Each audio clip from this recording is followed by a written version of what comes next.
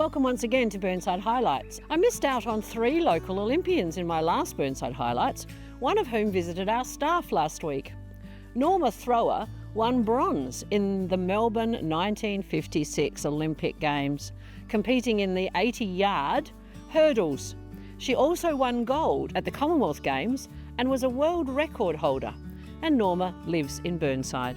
Another Burnside representative at these Paris Games was Sophie Lynn from Toorak Gardens, who was placed 12th in the world in the triathlon, no mean feat. And Olympia Alderney represented Australia in rowing. These 2 young women went to St Peter's Girls. And wasn't it exciting and such a joy to watch the skateboarding in Paris, where such friendly camaraderie accompanied the 2 gold-winning young Aussie athletes, 14-year-old Arissa True with her first gold, and 21-year-old Keegan Palmer with his second gold medal in skateboarding. What fantastic young role models. Last week, on the 9th of August, Meals on Wheels South Australia celebrated 70 years of serving the community. What a wonderful support service that Meals on Wheels has provided for everyone in South Australia across those 70 years. Thank you to all of the volunteers. Did you know that we have 2 heritage-listed cemeteries in Burnside? Each one has gravestones going back to the 1850s.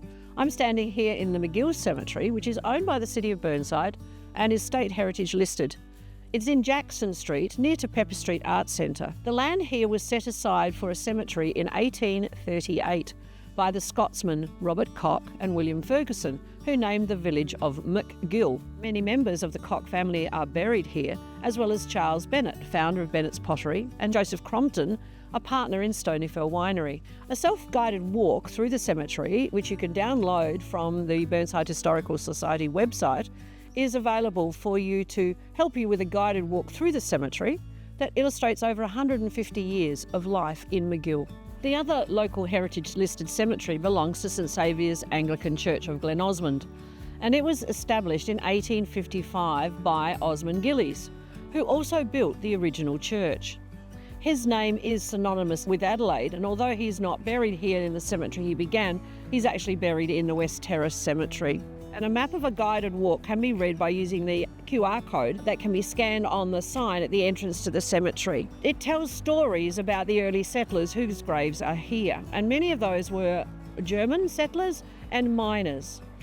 The main gate is like it was in the 1850s, and the horse hitching rail reminds us of transport used in those days. St Saviour's Church takes care of the cemetery, and the Burnside Council trims the hedge and looks after the hitching rail.